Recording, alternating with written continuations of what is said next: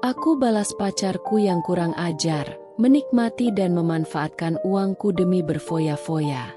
Yang belum subscribe silahkan tekan tombol subscribe, agar tidak tertinggal notif dan cerita-cerita menarik selanjutnya.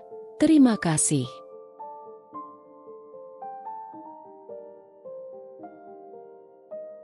Hatiku terasa seperti dihantam palu godam saat melihatnya. Reza, lelaki yang selama ini kucintai, berdiri di samping wanita lain. Tangannya menggenggam tangan wanita itu dengan erat, seolah dia tidak pernah menggenggam tanganku sebelumnya. Aku berdiri terpaku, tubuhku gemetar, napasku tercekat di tenggorokan. Aku memberanikan diri melangkah mendekat. Reza? Suaraku nyaris berbisik, penuh harapan bahwa mungkin ini hanya salah paham. Dia menoleh, dan tanpa rasa bersalah, hanya menyeringai. "Oh, kamu di sini?" ucapnya santai, seolah aku hanya bayangan masa lalu yang tidak berarti. Wanita di sampingnya menatapku dari ujung kepala hingga kaki dengan pandangan meremehkan, sebelum menempel manja di lengan Reza. Hatiku mencelos. "Siapa dia?" tanyaku. Meski jauh di dalam hati, aku sudah tahu jawabannya. Reza justru tertawa kecil. "Dia? Dia masa depanku. Dan kamu?" Dia memandangku dengan tatapan dingin. "Kamu hanyalah batu loncatan." Dunia terasa berhenti berputar. "Apa maksudmu?" Suaraku bergetar, meski aku mencoba tetap tegar. Dia mendesah bosan, seolah lelah menghadapi kebodohanku. "Masa kamu belum sadar juga? Aku tidak pernah benar-benar mencintaimu. Sayang, aku butuh modal, bukan cinta." Aku terhuyung, seakan kata-katanya menamparku lebih keras dari pukulan fisik manapun. Jadi, semua ini hanya kebohongan. Air mataku menggenang, tapi aku menahannya agar tidak jatuh di depan pria brengsek ini. Reza mengangkat bahu. "Jangan terlalu emosional. Aku cuma melakukan apa yang perlu dilakukan. Lagi pula, siapa suruh kamu begitu mudah percaya?" Aku menggigit bibir, mencoba menahan gejolak amarah dan kepedihan yang bercampur dalam dadaku. Wanita itu terkekeh kecil, lalu merangkul Reza lebih erat. "Ayo, sayang, jangan buang waktu dengan dia." Reza mengangguk, melirikku untuk terakhir kali dengan senyum penuh kemenangan.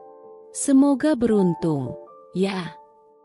Dan mereka pergi, meninggalkanku berdiri sendiri dalam kehancuran. Aku menatap punggungnya yang semakin menjauh, lalu menunduk menatap tanganku yang kosong. Dulu, aku memegang mimpi bersamanya. Dulu, aku memperjuangkannya dengan sepenuh hati. Dulu, aku rela berkorban demi masa depan kami. Tapi sekarang, aku tidak punya apa-apa, kecuali luka dan dendam yang perlahan mulai tumbuh di hatiku. Reza sudah menghancurkanku, tapi aku bersumpah, ini tidak akan menjadi akhir untukku. Aku menggenggam ponsel erat, jari-jariku gemetar saat berulang kali menekan nomor Reza. Tut, tut. Suara operator terdengar dingin dan tak berperasaan. "Nomor yang Anda tuju tidak dapat dihubungi. Silakan coba beberapa saat lagi." Aku mengerutkan kening. Tidak mungkin. Aku mencoba lagi. "Nomor yang Anda tuju tidak dapat dihubungi." Aku menghela napas dalam, lalu membuka aplikasi chat. Reza, kumohon, jelaskan semuanya.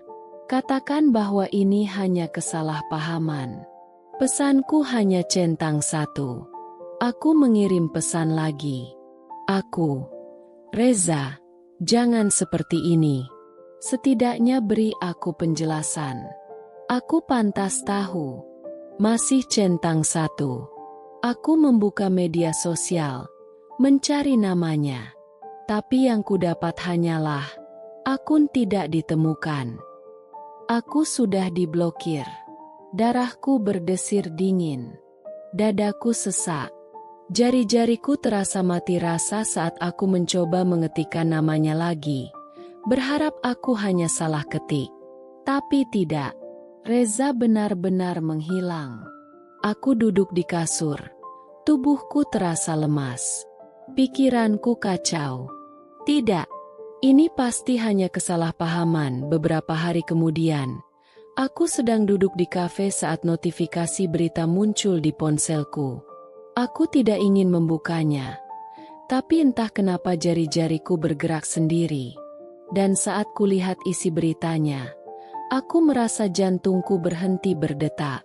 Reza Saputra resmi bertunangan dengan putri konglomerat, Clara Wijaya. Tanganku mencengkeram ponsel erat. Di layar, terpampang foto mereka berdua. Reza mengenakan jas hitam mahal, tersenyum lebar. Sementara Clara bersandar manja di lengannya dengan cincin berlian yang menyilaukan di jari manisnya. Aku memutar kepala, membaca komentar-komentar di bawahnya. Pasangan yang serasi. Wah, selamat. Beruntung banget Reza bisa dapat Clara. Calon suami idaman. Sukses dan tampan. Dadaku berdenyut sakit. Pandanganku mulai buram oleh air mata yang kutahan. Tangan kanan menutupi mulutku, mencoba menahan isakan. Ternyata, ini alasannya menghilang. Aku menutup ponsel dengan kasar, mencoba bernapas dengan teratur. Tapi sebelum aku bisa menenangkan diri, ponselku bergetar. Nomor tak dikenal. Aku ragu sejenak. Lalu mengusap wajahku dan menjawabnya. Halo? Suaraku sedikit serak. Selamat siang, Bu Elena. Suara wanita dari seberang terdengar formal. Kami dari pihak bank ingin mengingatkan bahwa cicilan pinjaman atas nama Anda sudah jatuh tempo. Jika tidak segera dibayarkan, kami akan mengenakan denda. Aku mengerutkan kening. Pinjaman. Ya, Bu. Pinjaman sebesar 200 juta rupiah yang diajukan 3 bulan lalu. 200 juta. Aku mendadak berdiri dari kursiku, menyebabkan beberapa orang di kafe menoleh. Maaf, tapi saya tidak pernah mengajukan pinjaman sebesar itu. Ada jeda sejenak sebelum suara dari seberang menjawab. Menurut data kami, ada tanda tangan Anda pada berkas pengajuan. Jika ada kesalahan, silakan ajukan komplain ke kantor kami. Aku terdiam. 3 bulan lalu, Reza pernah memintaku menandatangani beberapa dokumen untuk bisnisnya. Saat itu, aku tidak bertanya banyak. Aku percaya padanya. Aku telah ditipu. Bu Elena? Suara wanita di telepon mengembalikanku ke realitas. Aku menutup mata erat, menahan air mata yang mulai menggenang. Baik, saya akan ke kantor untuk mengurusnya. Aku menutup telepon dengan tangan gemetar. Sial, Reza bukan hanya mengkhianatiku, tapi dia meninggalkanku dengan hutang yang dia buat atas namaku.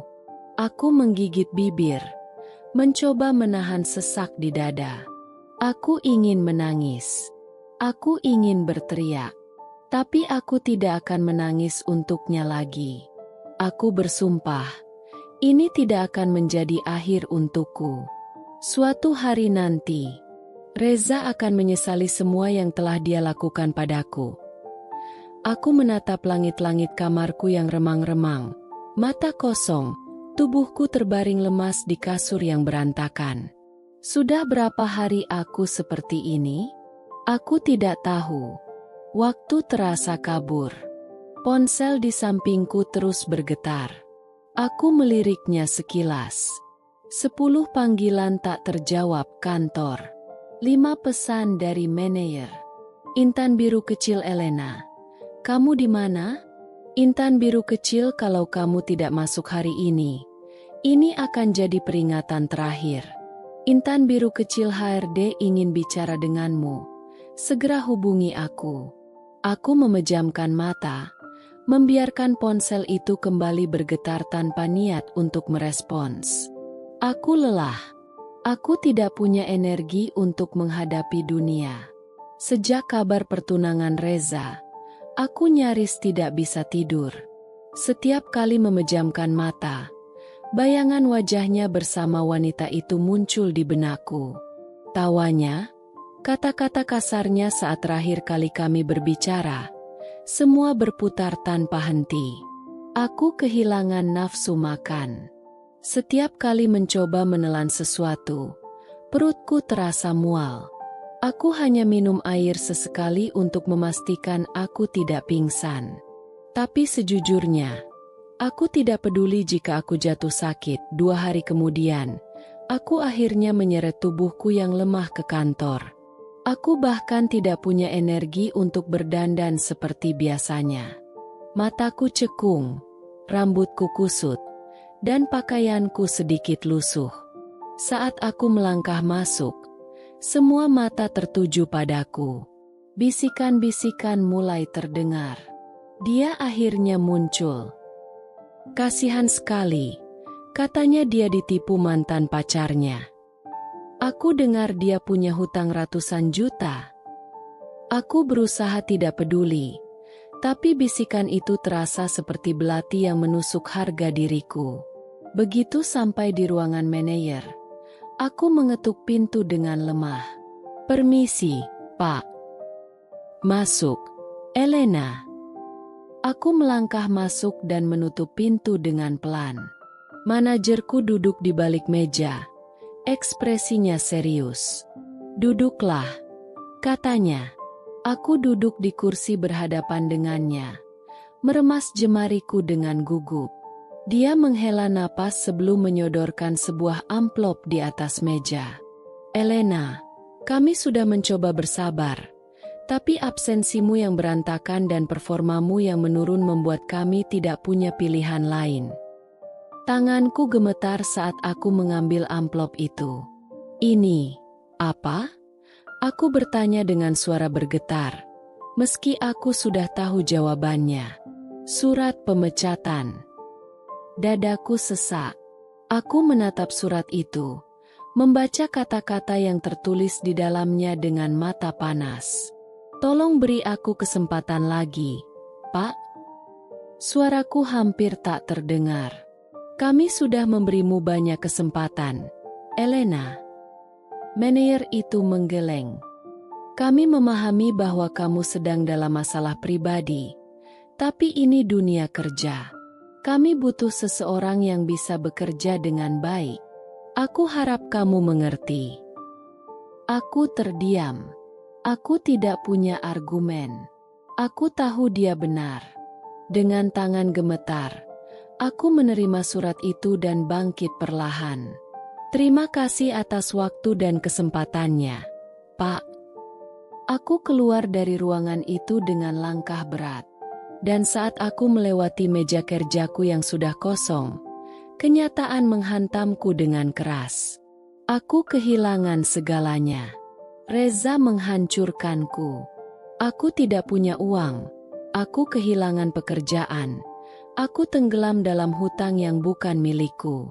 Aku jatuh ke titik terendah dalam hidupku. Aku keluar dari kantor dengan langkah gontai. Langit mendung di atas sana seakan mencerminkan hatiku. Setibanya di rumah, aku menjatuhkan tubuhku ke lantai. Air mata yang kutahan sejak tadi akhirnya jatuh. Aku menangis, bukan hanya karena kesedihan, tapi juga karena rasa putus asa yang mencengkeramku begitu erat. Aku tidak tahu harus berbuat apa lagi. Aku berbisik pada diriku sendiri. Aku menggenggam rambutku, berusaha menahan gejolak emosi yang terus berkecamuk di dalam dada. Kenapa? Kenapa ini terjadi padaku? Aku terisak, tubuhku bergetar. Aku sendirian. Tidak ada yang bisa menolongku. Tidak ada yang peduli. Aku ingin menyerah. Tapi di tengah keputusasaan itu, sebuah suara kecil di dalam hatiku berbisik, "Jangan biarkan dia menang." Aku memejamkan mata erat. Aku bisa hancur sekarang. Aku bisa menangis sepuasnya hari ini.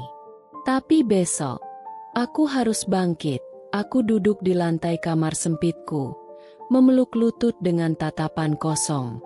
Mataku masih sembab setelah menangis semalaman. Aku bahkan tidak tahu harus bagaimana lagi. Uang di rekening sudah hampir habis, tagihan terus berdatangan, dan aku bahkan tidak punya pekerjaan. "Tuhan, aku harus bagaimana?" bisikku lirih. Tiba-tiba, ponselku bergetar di lantai. Aku menghela napas, berpikir itu telepon dari bank lagi. Tapi ketika aku melihat layarnya, sebuah nama familiar muncul. Dian. Aku mengerutkan kening. Dian adalah teman kuliahku dulu. Salah satu orang yang dulu sangat dekat denganku sebelum aku sibuk dengan hubungan dan pekerjaanku. Aku ragu sejenak. Lalu akhirnya menggeser tombol hijau. "Halo, Elena." Akhirnya kamu angkat. Suara Dian terdengar lega. "Aku dengar kabar tentangmu. Aku benar-benar kaget. Kamu baik-baik saja?" Aku terdiam sejenak, berusaha menahan emosi yang kembali bergolak. "Aku tidak baik-baik saja, Dian." Ada keheningan di seberang, sebelum akhirnya dia berkata, "Aku di dekat apartemenmu. Bisa kita bertemu sebentar?" Aku menghela napas. Aku tidak ingin bertemu siapapun. Aku merasa terlalu malu dengan keadaanku saat ini. Tapi bagian kecil dalam diriku juga rindu memiliki seseorang untuk diajak bicara. "Baiklah." Akhirnya aku menjawab. Setengah jam kemudian, aku duduk di sebuah kafe kecil, berhadapan dengan Dian. Begitu melihatku, matanya membelalak. "Ya Tuhan, Elena, kamu kurusan banget." Aku tersenyum pahit. Aku tidak punya nafsu makan. Dian menatapku dengan ekspresi prihatin. "Kenapa kamu tidak menghubungiku? Aku bisa membantumu." Aku menundukkan kepala. Aku malu. "Dian, aku kehilangan segalanya. Aku dipecat. Aku punya hutang yang bukan milikku. Dan aku bahkan tidak tahu bagaimana harus hidup besok." Dian menggenggam tanganku erat. "Elena, dengar. Aku tidak akan membiarkanmu hancur seperti ini." Aku menatapnya, sedikit terkejut dengan ketegasan suaranya. "Aku punya apartemen kosong di dekat tempat kerjaku. Kamu bisa tinggal di sana sementara, sampai kamu bisa bangkit lagi." Aku terbelalak. "Dian, tidak. Aku tidak bisa menerima itu. Aku tidak mau merepotkanmu." "Jangan bodoh." Dian memutar matanya. "Aku tahu kamu terlalu keras kepala untuk meminta bantuan. Tapi ini aku, Elena. Aku sahabatmu. Aku tidak akan membiarkanmu tidur di jalan." Aku menggigit bibir, berusaha menahan air mata yang kembali menggenang. "Tapi aku tidak bisa membayarmu sekarang." Suaraku bergetar. Dian tersenyum lembut. "Aku tidak butuh uangmu. Aku butuh kamu bangkit lagi." Air mataku akhirnya jatuh.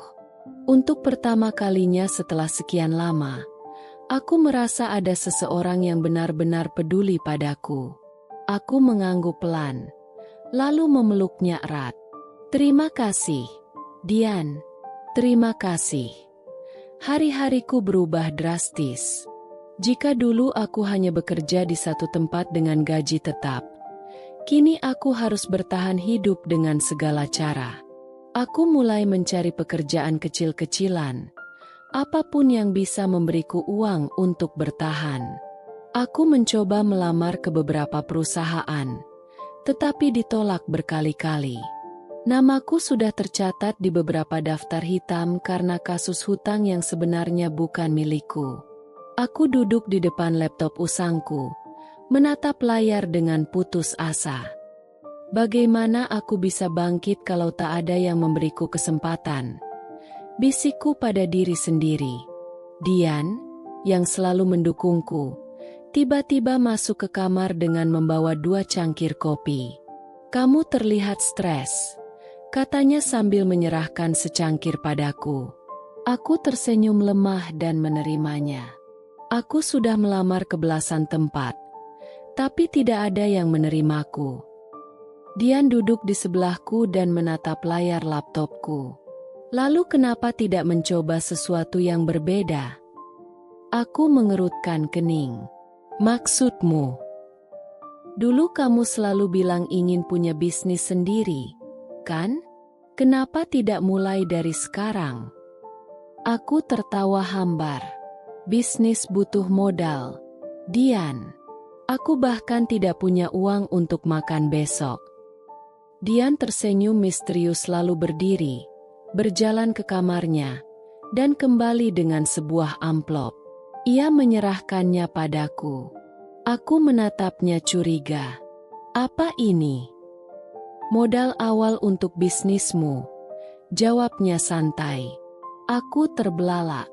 "Dian, aku tidak bisa menerima ini." "Kamu bukan menerima, tapi meminjam. Anggap saja ini investasi. Aku percaya kamu bisa mengubah hidupmu." Aku menatap uang di tanganku dengan mata berkaca-kaca. Ini bukan jumlah yang besar, tapi cukup untuk membuatku mulai melangkah. Aku menggenggam tangan Dian erat. "Terima kasih, Dian. Aku janji akan mengembalikan semuanya." "Aku tidak ragu sedikit pun," jawabnya sambil tersenyum. Dengan modal yang Dian berikan, aku mulai berjualan online.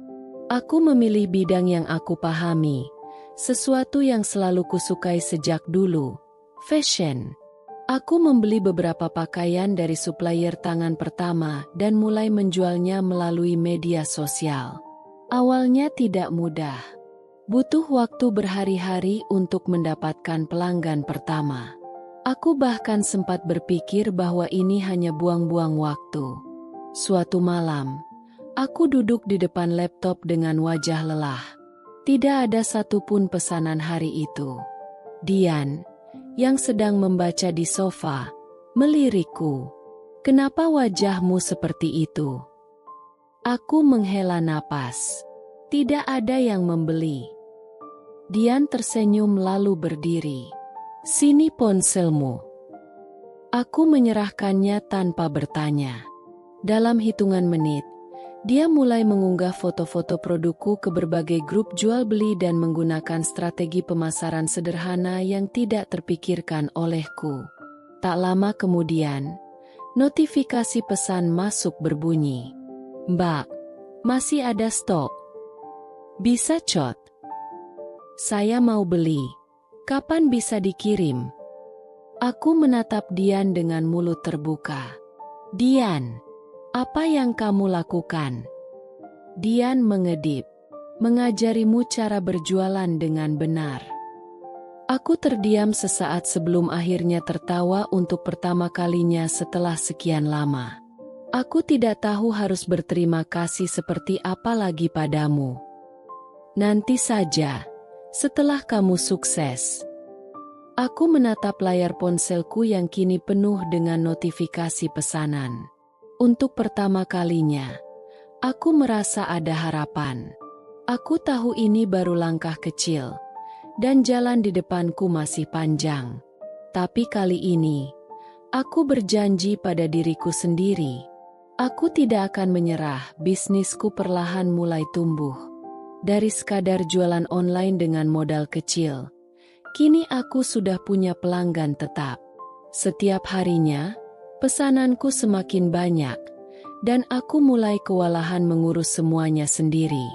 Suatu sore, saat aku sedang sibuk membungkus pesanan, ponselku berdering. Sebuah nomor tak dikenal muncul di layar. "Halo?" Aku menjawab dengan suara sedikit lelah. "Apakah saya berbicara dengan Elena, pemilik butik online Luna?" Suara seorang pria terdengar di ujung telepon. Aku mengerutkan kening. "Ya, benar. Dengan siapa saya berbicara?" "Nama saya Andre Wijaya. Saya seorang investor di bidang fashion. Saya tertarik dengan bisnis Anda dan ingin bertemu untuk membicarakan kemungkinan kerjasama." Aku hampir menjatuhkan ponselku. Investor? Aku bahkan tidak pernah membayangkan ada seseorang sebesar itu yang akan memperhatikan bisnisku. "Maaf, Pak, Anda yakin dengan bisnis kecil saya?" Tanyaku ragu. Andre tertawa kecil. "Bisnis kecil? Anda mungkin belum menyadari seberapa besar potensi yang Anda miliki. Saya melihat bagaimana strategi pemasaran Anda berkembang pesat. Dan saya yakin Anda bisa lebih dari ini." Jantungku berdebar. Ini kesempatan besar, tapi juga menakutkan. "Baik, kapan kita bisa bertemu?" Tanyaku, berusaha terdengar profesional meskipun tanganku gemetar. "Besok siang di kantor saya. Saya akan meminta sekretaris saya mengirimkan alamatnya ke WhatsApp Anda." "Baik. Terima kasih banyak, Pak Andre. Saya akan datang." Begitu telepon ditutup, aku masih terpaku. Aku menatap Dian yang sejak tadi mendengarkan dengan penuh rasa ingin tahu. "Siapa itu?" tanyanya penasaran. Aku menatapnya dengan mata berbinar. "Investor, Dian. Seseorang ingin menginvestasikan uangnya ke bisnis kita." Dian melompat dari sofa dan memelukku erat. "Aku tahu kamu bisa, Elena. Ini awal dari sesuatu yang besar." Aku mengangguk, menatap ke depan dengan penuh tekad. Ini bukan lagi sekadar bisnis kecil-kecilan. Ini adalah kesempatan emas yang harus kuambil. Keesokan harinya, aku mengenakan setelan terbaik yang kupunya dan pergi ke alamat yang diberikan. Kantor itu berada di sebuah gedung tinggi di pusat kota, sesuatu yang dulu hanya bisa kulihat dari kejauhan. Saat aku masuk, seorang sekretaris menyambutku dengan ramah dan membawaku ke ruang pertemuan. Tidak butuh waktu lama sebelum seorang pria berusia sekitar 40-an masuk, mengenakan jas mahal dan senyum penuh percaya diri. "Elena, senang bertemu denganmu," katanya sambil mengulurkan tangan. Aku menjabat tangannya dengan sedikit gugup. "Senang bertemu dengan Anda juga, Pak Andre." Ia duduk di hadapanku dan langsung membuka sebuah folder. "Saya sudah meneliti bisnis Anda, dan saya harus bilang, saya terkesan. Dalam waktu singkat, Anda berhasil membangun brand yang menarik perhatian banyak orang." Aku tersenyum kecil. "Terima kasih, Pak. Saya hanya melakukan yang terbaik." Andre menatapku serius. "Dan saya ingin membantu Anda membawa bisnis ini ke tingkat berikutnya. Saya ingin menjadi investor utama dalam usaha Anda." Aku menelan ludah. "Maksud Anda ingin berinvestasi di bisnis saya?" "Bukan hanya itu. Saya ingin membantu Anda membuka butik fisik pertama Anda. Dengan jaringan saya, kita bisa membawa brand Anda ke level nasional, bahkan internasional." Aku hampir tidak bisa bernapas. "Tapi, kenapa saya?" tanyaku jujur. "Saya bukan siapa-siapa, Pak. Saya hanya perempuan biasa yang mencoba bertahan hidup." Andre tersenyum. "Justru itu. Saya suka bekerja dengan orang yang berjuang dari nol. Anda punya semangat yang jarang dimiliki orang lain." Aku menggigit bibir. mencoba menahan air mata yang ingin jatuh. Aku mengingat semua penderitaan yang kulalui, semua malam tanpa tidur, semua air mata yang pernah kutumpahkan. Dan kini, seseorang percaya padaku. Aku mengulurkan tangan dengan mantap. Saya terima tawaran Anda, Pak Andre. Mari kita bekerja sama. Andre menjabat tanganku dengan erat. Selamat datang di dunia bisnis yang lebih besar, Elena. Saat aku keluar dari gedung itu, aku menatap langit yang cerah. Aku telah jatuh ke titik terendah. Tapi hari ini, aku mulai melangkah menuju puncak. Bertahun-tahun berlalu sejak aku terpuruk dalam kesedihan dan kehancuran. Dari seorang wanita yang ditinggalkan dengan hutang, kini aku telah menjadi CEO dari Luna Fashion, salah satu brand fashion terbesar di negeri ini. Aku duduk di balik meja kantorku yang luas, di lantai tertinggi sebuah gedung pencakar langit.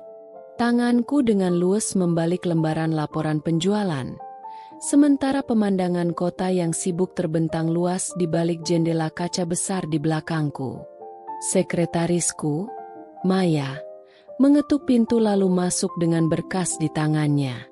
Bu Elena, rapat dengan tim desain akan dimulai dalam 5 menit. Aku mengangguk sambil merapikan dokumen di depanku. Baik, aku akan segera ke sana. Namun, Maya masih berdiri di tempatnya, tampak ragu-ragu. Aku mengangkat alis. Ada yang ingin kamu sampaikan? Maya terlihat sedikit canggung sebelum akhirnya berkata, ada seseorang yang ingin bertemu dengan Anda, Bu. Katanya, namanya Reza. Tanganku yang sedang merapikan berkas terhenti sejenak. Nama itu. Aku mengangkat wajah, menatap Maya dengan tatapan tajam. Reza? Ulangku pelan, memastikan aku tidak salah dengar. Maya mengangguk. Ya, Bu. Dia bilang dia mengenal Anda dan ingin berbicara. Jika Anda tidak ingin menemuinya, saya bisa menyuruh satpam untuk mengusirnya. Aku terdiam beberapa detik. Nama itu dulu pernah membuatku hancur. Dulu, aku mungkin akan gemetar dan menangis jika mendengar namanya. Tapi tidak sekarang. Aku menarik napas dalam, lalu tersenyum tipis. Bawa dia ke ruang tamu. Aku akan menemuinya sebentar. Maya tampak terkejut, tapi ia segera mengangguk. Baik, Bu. Begitu Maya keluar, aku bersandar di kursi dan memejamkan mata sejenak.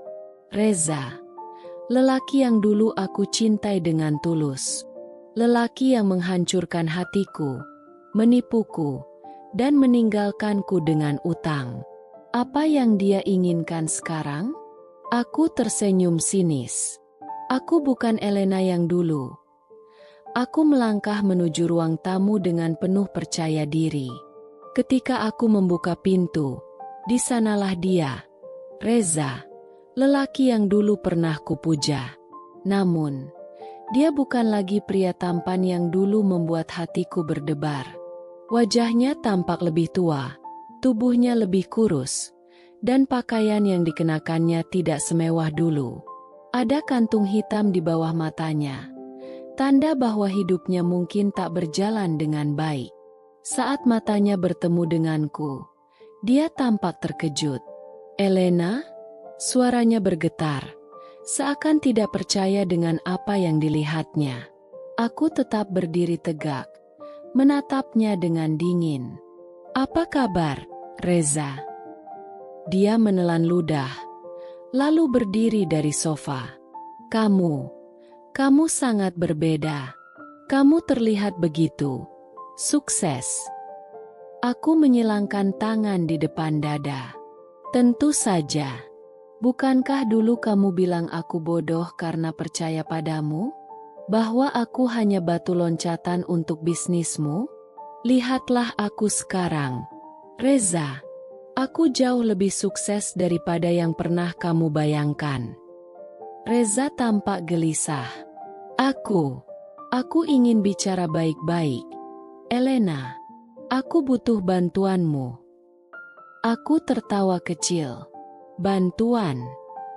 Aku berjalan perlahan mendekatinya, lalu menatapnya dengan tajam. Dulu, ketika aku berlutut meminta penjelasan darimu, apa yang kau lakukan?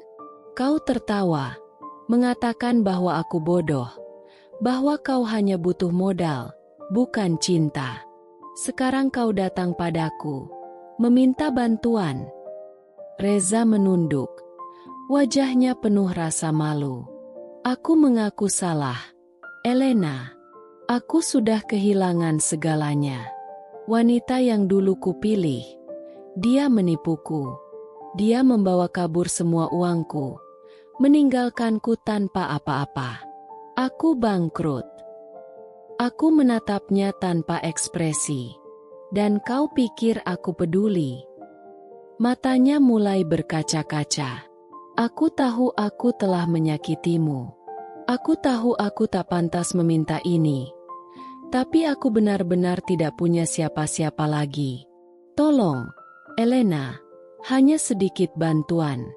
Aku akan melakukan apa saja. Aku menatapnya lama. Aku bisa merasakan betapa putus asanya dia. Tapi aku juga mengingat semua rasa sakit yang dia berikan padaku dulu. Aku menghela napas, lalu tersenyum dingin. Dulu aku tidak cukup baik untukmu, Reza. Sekarang, kau tidak cukup berharga untuk bantuanku. Matanya membelalak. Elena, aku mohon. Aku mengangkat tangan, menghentikannya.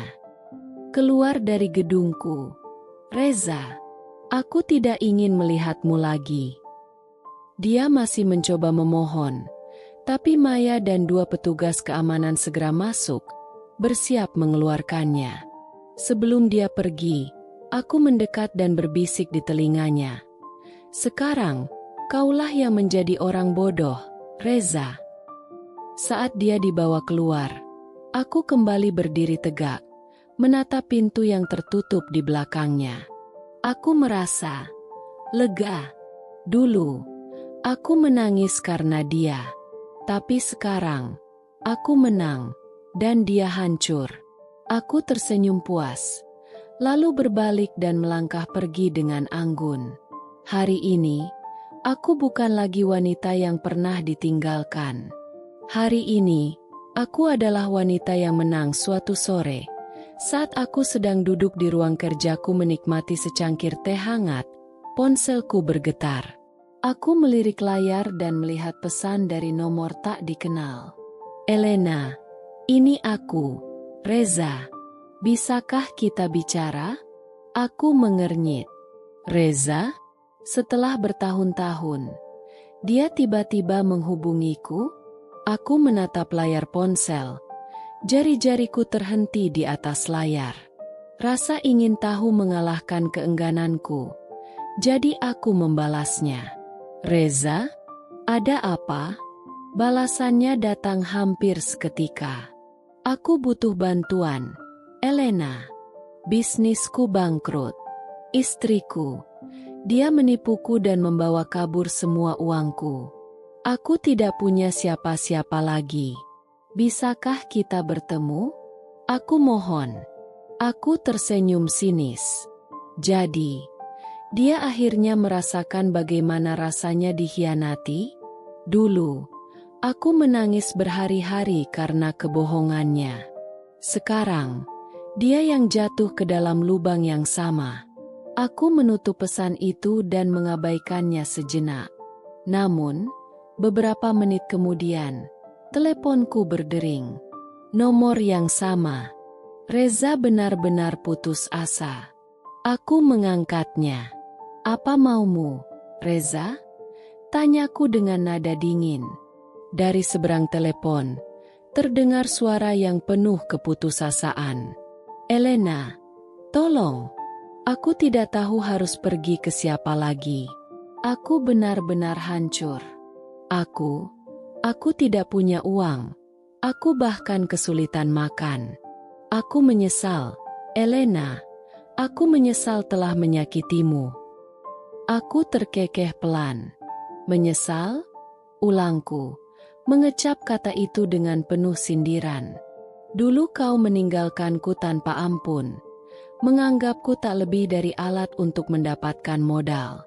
Sekarang setelah kau kehilangan segalanya, baru kau ingat aku. Aku bodoh, Elena. Suaranya bergetar. Aku tahu aku tidak pantas meminta ini.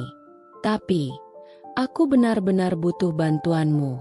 Kumohon, kita bisa bertemu sebentar. Aku terdiam sejenak, mempertimbangkan. Akhirnya, aku berkata, "Baik, temui aku besok di restoran La Bella, pukul 7 malam." Terima kasih, Elena. Terima kasih. Suara Reza terdengar penuh harapan. Aku menutup telepon tanpa berkata apa-apa lagi. Aku tidak memberi bantuan, tapi aku ingin melihat dengan mataku sendiri bagaimana pria itu jatuh ke titik terendahnya. Besok akan menjadi hari yang menarik. Malam itu, aku duduk di salah satu meja VIP restoran La Bella, restoran mewah dengan pemandangan kota yang berkilauan. Suasana elegan, alunan musik lembut mengisi ruangan, dan aroma masakan kelas atas memenuhi udara. Aku menyeruput anggur merahku dengan tenang, menunggu kedatangan Reza. Beberapa menit kemudian, aku melihat seorang pria memasuki restoran dengan langkah ragu. Reza. Dia tampak jauh berbeda dari pria yang dulu ku tahu. Rambutnya berantakan, wajahnya pucat dan terlihat lebih tua, serta pakaian yang ia kenakan lusuh, jauh dari citra pria mapan yang dulu kutemui. Matanya mencari-cari sosokku, hingga akhirnya bertemu dengan tatapanku. Aku tersenyum tipis dan melambai kecil, mengisyaratkannya untuk datang. Dia berjalan dengan terburu-buru, seakan takut aku akan pergi sebelum dia sempat berbicara. Begitu sampai di hadapanku, dia menatapku dengan sorot mata penuh kecemasan. Elena. Suaranya bergetar. Terima kasih. Terima kasih sudah mau menemuiku. Aku menatapnya datar. Duduklah, Reza. Aku ingin mendengar ceritamu. Dia segera duduk, kedua tangannya mengepal di atas meja, seakan berusaha menahan rasa gugup. Aku tahu aku bukan siapa-siapa bagimu sekarang, katanya dengan suara rendah. Tapi aku benar-benar tidak punya siapa-siapa lagi. Elena, aku hancur. Aku kehilangan segalanya. Aku menyilangkan tangan di depan dada. Ceritakan. Dia menarik napas panjang sebelum mulai berbicara. Setelah aku meninggalkanmu, aku benar-benar percaya bahwa hidupku akan lebih baik. Aku menikah dengan wanita kaya. Kupikir aku telah membuat pilihan terbaik, tapi ternyata aku salah. Aku mengangkat alis, menunggu kelanjutannya. Dia hanya memanfaatkan aku. Aku pikir dia mencintaiku, tapi ternyata dia hanya menjadikanku boneka. Semua bisnis yang kami jalankan, semuanya atas namanya. Aku percaya padanya. Elena, aku menaruh semua kepercayaanku padanya, seperti dulu kau percaya padaku. Aku tertawa kecil, ironis. Reza menundukkan kepalanya. Wajahnya penuh kepedihan. Suatu hari, aku baru sadar bahwa dia diam-diam mengalihkan semua asetku ke namanya sendiri. Aku tidak punya apa-apa lagi. Dia meninggalkanku, membawa semua uangku, rumahku, dan bahkan reputasiku. Aku menatapnya tanpa ekspresi. Jadi, kau datang padaku karena kau berharap aku akan membantumu. Dia mengangguk cepat. Ya, Elena, kau satu-satunya orang yang bisa menolongku. Aku tahu aku telah melakukan kesalahan besar kepadamu. Aku telah menyakitimu. Aku tidak pantas mendapatkan maafmu. Tapi aku benar-benar butuh bantuanmu sekarang. Aku menatapnya lama, membiarkan keheningan menggantung di antara kami.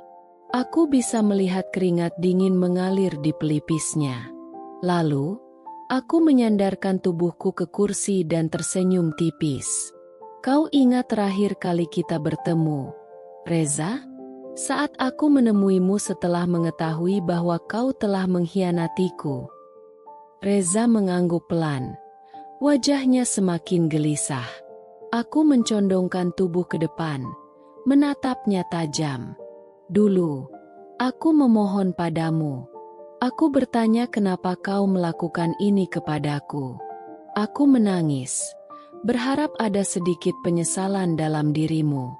Tapi apa yang kau lakukan? Dia menunduk, tidak berani menatap mataku. Aku tertawa kecil. Kau tertawa, Reza. Kau mengatakan bahwa aku bodoh karena percaya padamu. Kau bilang bahwa aku hanyalah batu loncatanmu. Sekarang, lihat siapa yang benar-benar jatuh. Elena, aku mohon. Suaranya hampir bergetar. Aku hanya butuh sedikit bantuan. Aku bisa bekerja untukmu, melakukan apapun yang kau inginkan. Aku mengangkat tanganku, menghentikannya. Maaf, Reza. Aku tidak punya tempat untuk seorang pria yang pernah mengkhianatiku. Matanya memohon. Elena, aku benar-benar tidak punya siapa-siapa lagi. Aku tersenyum dingin, lalu bangkit dari kursiku. Dulu aku tidak cukup baik untukmu, Reza. Sekarang, kau tidak cukup berharga untuk bantuanku. Aku meraih tas tanganku dan berjalan melewatinya. Sebelum pergi, aku berhenti sejenak di sampingnya dan berbisik. Sekarang, kaulah yang menjadi orang bodoh.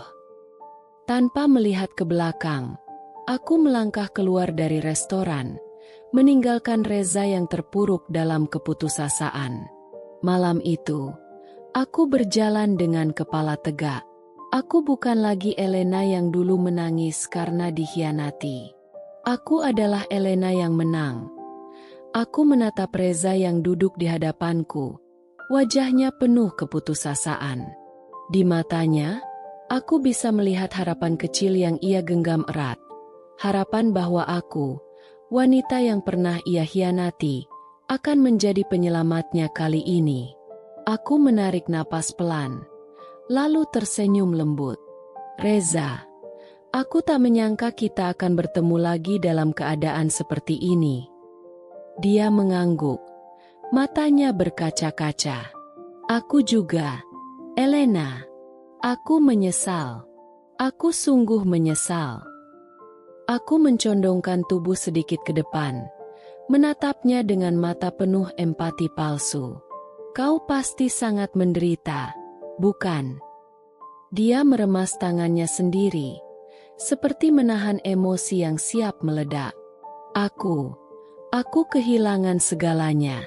Elena, bisnisku bangkrut, rumahku dijual untuk membayar utang, dan wanita yang dulu kupikir mencintaiku, dia hanya memanfaatkan aku. Aku berpura-pura terkejut, menutup mulutku dengan tangan. Astaga, Reza, bagaimana ini bisa terjadi? Dia menghela napas berat. Aku bodoh. Aku terlalu percaya padanya. Aku pikir dia akan menjadi masa depanku, tapi ternyata dia hanya memperalatku. Aku buta, Elena. Aku buta karena keserakahan. Aku menatapnya dalam diam sejenak, membiarkan keheningan menggantung di antara kami. Aku bisa melihat ketakutan dalam matanya, ketakutan bahwa aku akan menolak membantunya. Setelah beberapa detik yang terasa seperti selamanya baginya, aku tersenyum lembut. Reza, kau pasti belum makan dengan benar akhir-akhir ini, Bukan. Dia menatapku dengan sedikit bingung, lalu mengangguk perlahan. Aku bahkan kesulitan membeli makanan. Beberapa hari terakhir aku hanya makan roti dan air. Aku tersenyum lebih lebar dan melambaikan tangan ke pelayan. Tolong bawakan menu terbaik malam ini. Aku ingin menjamu temanku. Mata Reza melebar, seolah tak percaya dengan sikap baikku. Elena, kau sungguh baik. Aku tidak tahu harus berkata apa. Aku tertawa kecil, mengambil gelas anggurku dan mengangkatnya sedikit. Anggap saja ini sebagai reuni kecil kita. Pelayan datang dengan menu makanan mewah, steak wagyu dengan saus khusus, sup krim yang kaya rasa, dan anggur merah terbaik yang bisa ditawarkan restoran ini. Reza menelan ludah. Matanya berbinar melihat makanan di depannya. Aku meliriknya dengan tatapan penuh kepura-puraan. Silakan, Reza. Makanlah sepuasnya. Aku ingin kau menikmati malam ini. Tanpa berpikir panjang, dia langsung mengambil garpu dan pisau, mulai memotong steak di hadapannya. Terima kasih, Elena. Kau masih sebaik dulu. Aku benar-benar menyesal telah menyia-nyiakanmu. Aku mengaduk anggur di gelasku dengan gerakan pelan, memperhatikan bagaimana dia makan dengan rakus. Dulu, dia pasti tak pernah membayangkan akan berada di posisi seperti ini. Seorang pria yang dulu meninggalkanku demi wanita kaya, kini duduk di hadapanku, berharap belas kasihan. Aku tersenyum samar. Jadi, apa yang akan kau lakukan sekarang, Reza? Dia meletakkan garpunya sejenak, mengusap mulutnya dengan tisu sebelum menatapku dengan penuh harap. Aku ingin memulai dari awal, Elena. Aku butuh bantuanmu. Aku bisa bekerja untukmu, melakukan apapun yang kau minta. Aku hanya butuh kesempatan kedua. Aku berpura-pura berpikir, mengetuk-ngetukkan jariku di atas meja. Kesempatan kedua, ya? Dia mengangguk cepat. Aku tidak akan mengecewakanmu lagi. Aku berjanji. Aku menghela napas, lalu tersenyum lembut. Aku senang kau berpikir seperti itu, Reza. Dia tampak sedikit lebih tenang sekarang. Aku bisa melihat bagaimana pikirannya mulai dipenuhi harapan. Dia mungkin berpikir aku benar-benar akan menyelamatkannya. Aku mengambil sepotong steak kecil dari piringku dan memasukkannya ke mulutku, mengunyah dengan santai. Aku ingin memberinya sedikit lebih banyak harapan, sebelum menjatuhkannya lebih dalam. Setelah makan malam mewah itu selesai, aku menyandarkan tubuh ke kursi dengan ekspresi puas. Reza masih duduk di hadapanku, terlihat jauh lebih rileks dibanding saat pertama kali datang. Wajahnya yang tadi penuh kepanikan kini berubah menjadi ekspresi penuh harapan. Aku merogoh tas tanganku dengan santai, mengeluarkan sebuah amplop putih. Aku meletakkannya di atas meja, lalu mendorongnya ke arahnya. Ini untukmu, Reza. Matanya melebar saat melihat amplop itu. Dia menatapku penuh harap. Tangannya sedikit gemetar saat mengambilnya. Aku bisa melihat kilatan kegembiraan di matanya. Dia pasti mengira itu adalah cek berisi sejumlah besar uang atau mungkin kontrak kerja yang bisa menyelamatkan hidupnya. Dia segera membuka amplop itu dengan tangan bergetar. Namun, begitu matanya menangkap isi di dalamnya, ekspresinya berubah drastis. Dahinya berkerut, matanya membelalak, dan tangannya mulai gemetar hebat. Apa ini? Suaranya terdengar bergetar, penuh kebingungan. Aku menyilangkan tangan di dadaku, menyandarkan punggung ke kursi dengan senyum dingin. Oh, itu. Aku mencondongkan tubuh sedikit ke depan. Itu adalah kenangan manis dari masa lalu kita. Reza, semua pesan yang pernah kau kirim padaku, pesan-pesan hinaan yang kau tulis dengan penuh kebanggaan saat kau meninggalkanku. Dia mulai membaca satu persatu lembaran kertas itu. Wajahnya semakin pucat setiap kali matanya menangkap kata-kata yang dulu dengan bangga ia ketik. Elena, kau pikir aku benar-benar mencintaimu? Hahaha, aku hanya butuh modal, bukan cinta. Kau bodoh jika berpikir aku akan menikahimu. Lihat dirimu, kau bukan siapa-siapa. Terima kasih sudah membiayai bisnisku. Sekarang aku tidak butuhmu lagi. Reza menatapku dengan ekspresi panik. Elena, aku tidak bermaksud. Aku mengangkat tangan, menyuruhnya berhenti bicara. Jangan repot-repot berbohong. Reza, dulu kau menuliskan semua itu dengan penuh kebanggaan, bukan? Dia menelan ludah. Keringat mulai membasahi dahinya. Aku sudah berubah, Elena. Aku benar-benar menyesal. Aku butuh bantuanmu. Aku butuh kesempatan kedua. Aku tertawa kecil, memiringkan kepala sambil menatapnya penuh rasa puas. Kesempatan kedua. Aku berdecak. Lucu sekali. Karena dulu, saat aku meminta sedikit saja pengertian darimu, kau bahkan tidak berpikir dua kali sebelum membuangku seperti sampah. Dia mulai panik, mencoba meraih tanganku dari atas meja. Elena, aku mohon, aku tidak punya siapa-siapa lagi. Aku akan melakukan apa saja. Aku akan bekerja untukmu. Aku akan menebus kesalahanku. Aku menarik tanganku menjauh, lalu berdiri. Kau ingin menebus kesalahanmu? Sudah terlambat, Reza. Aku menatapnya dengan senyum dingin. Dulu, aku tidak cukup baik untukmu. Sekarang, kau tidak cukup berharga untuk bantuanku.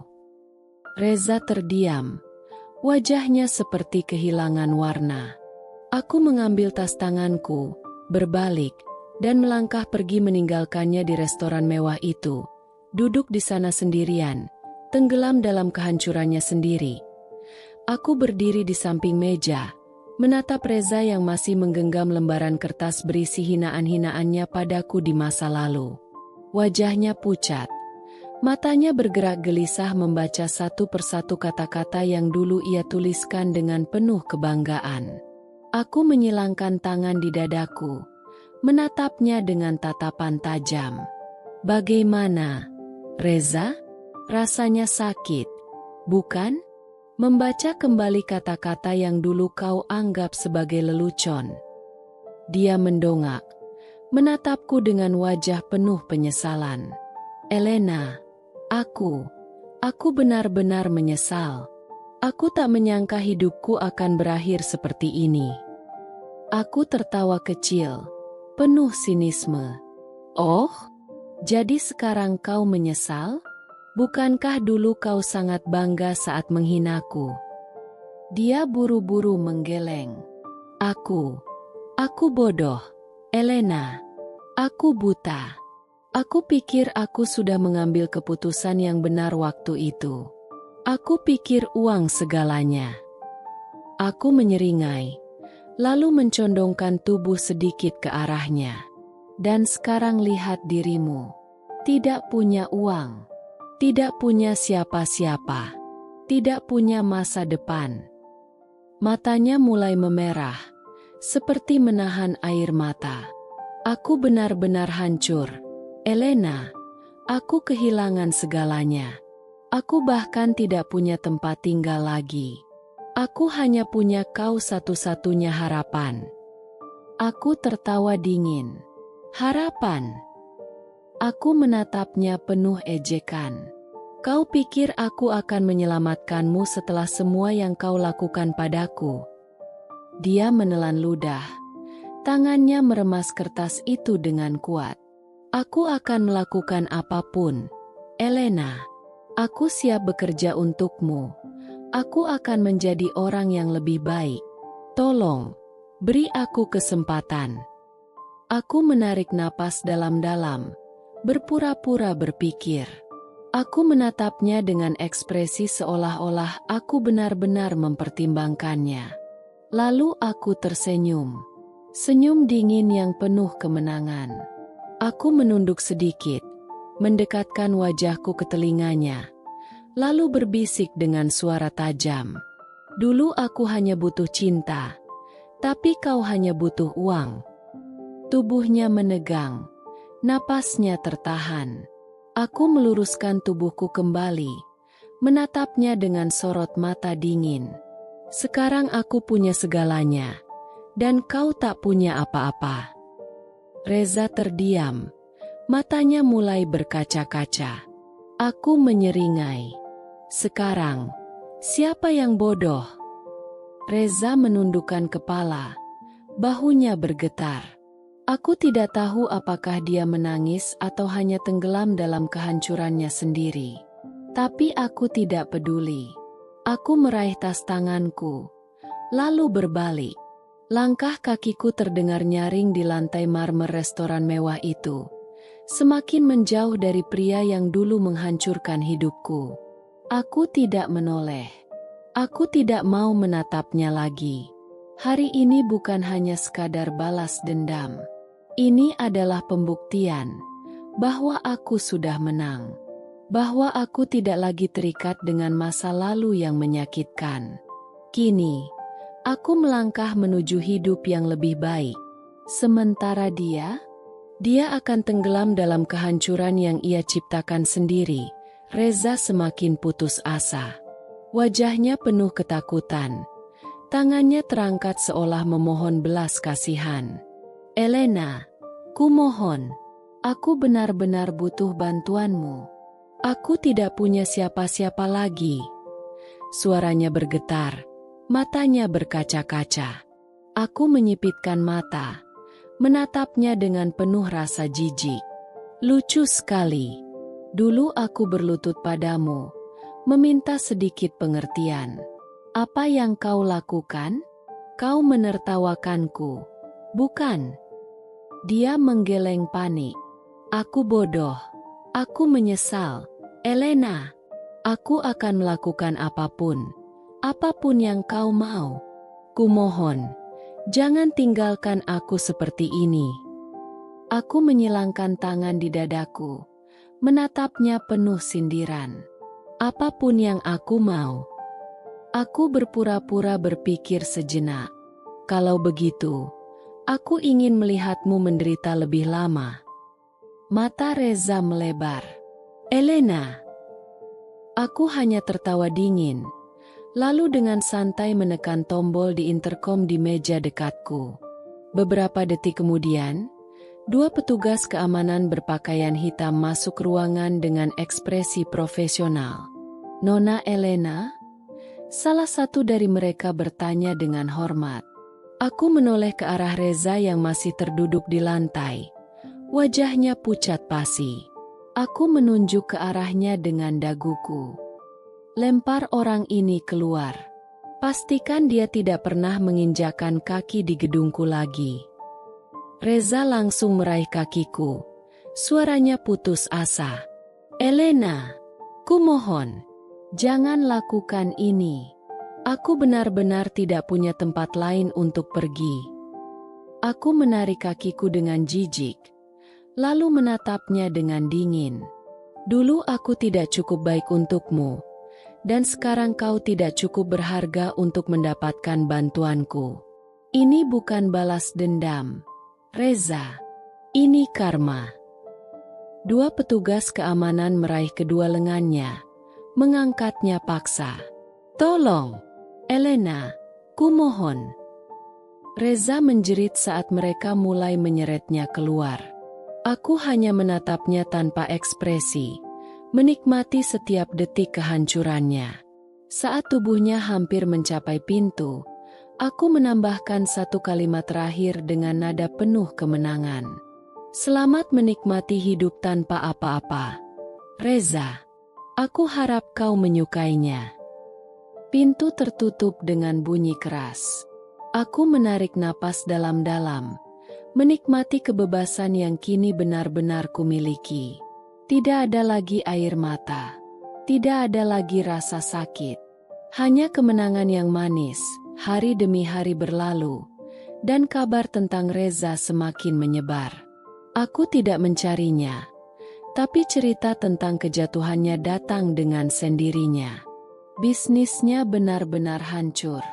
Istrinya, wanita kaya yang dulu dipilihnya daripada aku, telah pergi membawa sisa-sisa hartanya. Rumahnya sudah disita, dan dia terpaksa tinggal di tempat seadanya.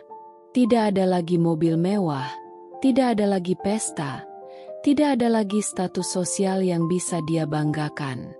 Aku mendengar bahwa dia mencoba mencari pekerjaan, tapi tidak ada yang mau menerimanya. Dunia yang dulu dia kira bisa ia kuasai, kini menelannya bulat-bulat tanpa belas kasihan. Lalu suatu hari, aku melihatnya. Aku sedang duduk di sebuah kafe mewah, menikmati segelas kopi dengan sahabatku, ketika mataku menangkap sosok pria lusuh di luar jendela. Pakaian Reza kumal, rambutnya berantakan, wajahnya penuh kelelahan. Dia berdiri di trotoar, menatap masuk ke dalam kafe, seperti seseorang yang menginginkan sesuatu yang tak bisa dia miliki lagi. Aku tersenyum tipis. Sahabatku menyadari tatapanku. Elena, itu. Aku mengangkat tangan, menyela. Aku tahu. Mata kami bertemu sejenak. Sekilas, aku bisa melihat rasa malu, penyesalan, dan keputusasaan dalam tatapannya. Dia tampak ingin mendekat, mungkin ingin berbicara denganku. Tapi aku hanya tersenyum tenang, mengangkat cangkir kopiku seolah sedang bersulang kepadanya. Sebuah tanda kemenangan yang tak perlu diucapkan dengan kata-kata. Reza menundukkan kepalanya, lalu berbalik pergi. Aku tidak menahannya. Aku tidak lagi peduli. Aku telah mendapatkan apa yang pantas untukku. Kebahagiaan, kebebasan, dan kehidupan yang jauh lebih baik. Sementara dia hanya mendapat apa yang memang seharusnya dia terima. Itulah karma. Aku berdiri di depan cermin besar di kamarku, menatap bayangan diriku sendiri. Wanita yang kulihat di sana bukan lagi sosok yang dulu menangis sendirian di tengah malam, meratapi pengkhianatan seorang pria yang tak pantas untuknya. Bukan lagi wanita yang dulu dihina, diremehkan, dan ditinggalkan dengan begitu kejam. Aku menyentuh pantulan wajahku. Bibirku melengkung dalam senyum puas. Aku telah berubah. Kini, aku adalah wanita kuat. Wanita yang tidak lagi bergantung pada orang lain untuk meraih kebahagiaan. Wanita yang mampu bangkit dari kehancuran dan membangun kerajaan bisnisnya sendiri. Wanita yang telah memenangkan pertarungan hidupnya. Aku menarik napas dalam, membiarkan rasa kemenangan mengalir dalam setiap sel tubuhku. Kali ini, akulah pemenangnya.